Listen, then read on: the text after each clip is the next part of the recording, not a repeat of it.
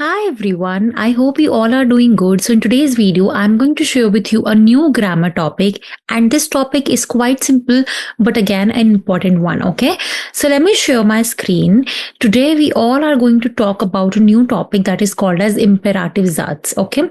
So first of all, let me tell you what are Imperativ Satz. So Imperativ Satz are basically sentences that are used to give advice, instructions. They are used to request or command, okay? For example, if I'm telling you move carefully, what is this? This is an advice, right? Or should I say you move carefully? So in English we don't really say you move carefully. I want to sound it as an advice, so I will say move carefully, right? Move carefully, drive fast, or if I want to give an instruction, eat your food now, okay? So this is what? This is also a instruction. So whenever we talk about an advice, instruction, command, request, for all of these sentences we use imperative satz, okay? Now whenever we give instruction, command, requests or anything, we always give to the person in front of us. That means we always give it to the second person, okay? Now, what are second person? Second person means you. It can be singular, it can be plural, but it is always like you and you all, because I always wanted to give an advice or instruction, whatever it is, to the person in front of me, right? Now, when we talk about the personal pronouns, okay, so what is do? Do means you informal, right? So what is do? Do is you informal. Okay, and it is singular, which means in Hindi tum, okay, which is only one person, informal. Now what is ear? Ear means you all, informal, right? Tum sab, which is you all, informal. Okay, and when we talk about z, so what is z? Z means both you and it means you all, okay?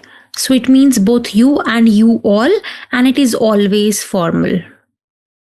So do means you informal, ear means you all informal, z means you and you all formal, okay?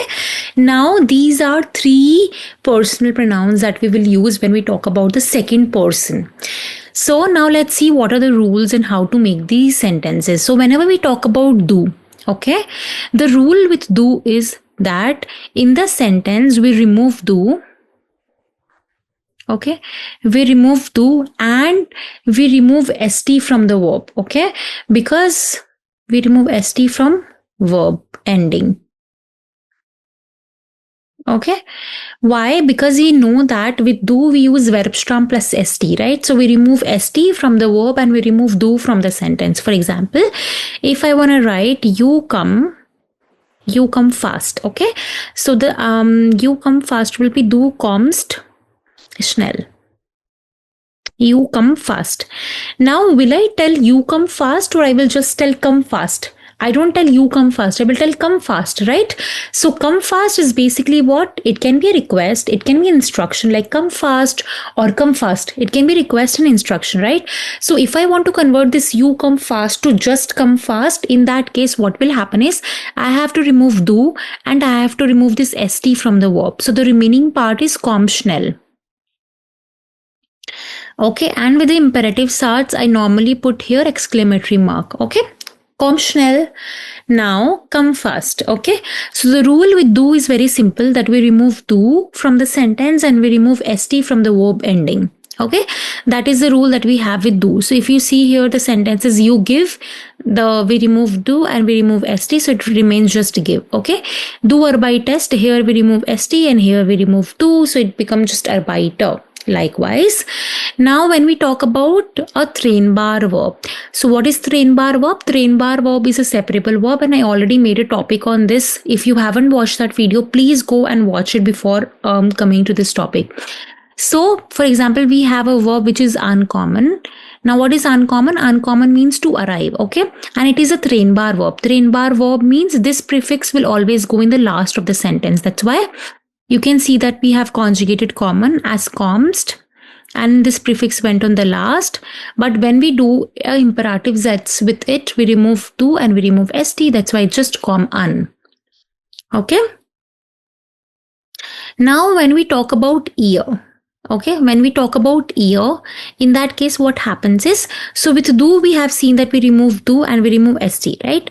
When we talk about ear, guys, in the case of ear, we just remove ear. Okay, we just remove ear. So we don't remove st, we don't remove t, we don't remove anything from the end of the verb. We just remove ear from the sentence. Okay, so if I want to say you all come fast, I will say ear kommt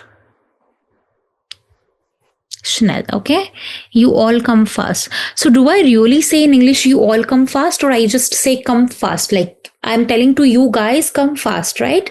So if I want to sound again as an instruction or an advice, in that case what I will do is I will just remove this ear from the sentence and the remaining part is komm schnell. Komm schnell. So komm schnell, I'm telling to for more than one people. They are in front of me, but those are informal. They can be my friends, family, or anyone to whom I'm informal. Okay. So with do, the rule is we remove do, we remove st from the verb. With ear, the rule is we just remove ear from the sentence. Okay. And now we have Z. So Z means you and you all formal. So when we talk about Z, what do we do is basically, if I want to say again, you come fast but formally. Okay, so I will say Z common, Z common schnell. Okay, I am telling to one or more people, but formally I'm telling like you come fast. Okay, so instead of you come fast, I want to say come fast, maybe as a request, come fast please. So in that case, what I will do is in Z, the rule is very simple, that we exchange the position of verb and Z. Okay, so when I have to make a sentence, imperative sentence, to sound it like a request or an instruction, in that case, I will just exchange the position. I don't remove Z. I don't remove any ending from the verb. I just exchange the position of the verb and Z. Okay, so kommen Sie schnell. Okay, this is a sentence. Conversational. So it is clear. With do, we remove st from the verb. We remove do also. With ear, we remove ear from the sentence. No endings we remove from the verb. And in case of z, we just exchange the position of verb and z. Okay, and we put the verb at the first place, of course, and z at the second place. I hope this is clear. That's all about this topic. Not much, but we have some special cases, okay, that I want to cover here. So if you see in this chart, we can see a very basic formula for the normal verbs. When we talk about formal means with z. What do? Is we always put the verb at the first place and we put the z at the second place, right? When we talk about informal singular means do. We remove do and we remove st. Okay, that's why you can see just com written here, not do comst. When we talk about informal plural, that means we're talking about ear. In that case, like for example, if we have a sentence ear commt, in that case, what we'll do is we don't remove anything from the verb, but we just remove ear. That's why you can see just commt here, right? Now, when we talk about some irregular verbs where our E changes to I, for example, we have nehmen. This is a normal verb which means to take. So when we talk about formal, again, when we talk about Z, we put the verb at the first place and then we put the Z at the second place. When we talk about do, what do is, we know that the conjugation with do is do nimmst, right? So I have removed here st and I have removed here do. So the remaining part is just nim and here it is named, right? So there is no exception. It's normal according to the rule that we have discussed. Now, when we talk about irregular verbs where R changes to A. For example, we have fahren. So in the case of fahren means to drive. This is simple according to the rule here. So normally it should be do because it's a irregular verb. So ideally, the conjugation with do is do fetched, right?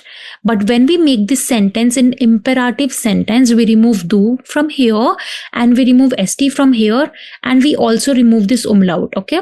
So always remember that all the irregular verbs where you are changing your a to a umlaut, when you conjugate it with do, you also remove umlaut in imperative Satz. That's why you can see here red alert and here you have removed also umlaut and it remains only far, and here you have fart, which is normal. Now, when we talk about the trennbar verbs means separable verbs. In that case also you just remove st and do. In case of do, you remove ear. In case of informal plural, and in case of z, you put the verb at the first place and you put the z at the second place. Now there are two more exceptions, sein and haben. So in case of sein with the z, the conjugation is z sind, right? So ideally the answer would be zin z. So this is what is the conjugation with z, and we have told that with z we just exchange the position of verb and z. So this should be the answer, but this is not the answer. The answer is sein z. Okay. And with do, the conjugation of sein is du bist, right? But basically here also we have an exception. So we are removing do for sure. We are removing st, so the remaining part is b. But you can see here it's not b, it's sei. Okay, so always remember that it's sein z and sei. And in sei there is no exception. We just have removed ear. Okay, and in case of do here, so we have do hast. This is the normal conjugation. We remove st, we remove do, so it's just ha. Ha does not make any sense, right? That's why we write here hab. So all these red parts, which these are in exceptions, and you have to remember them. Okay, so the rule is very simple. Again, I will repeat. When we talk about do, we remove st and do from the sentence.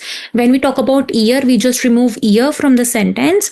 And when we talk about z, we exchange the position of the verb and z. So the verb comes at the first place and z comes at the second place. Now there are two exceptions, sein and haben. So in case of sein, it is sein z, not zin z, sein z. And in case of do, it's just sei. Okay. In case of haben, it's not do hast. So we'll remove do, we'll remove st. So it's not just ha, it's hab in case of do. I hope this video was clear.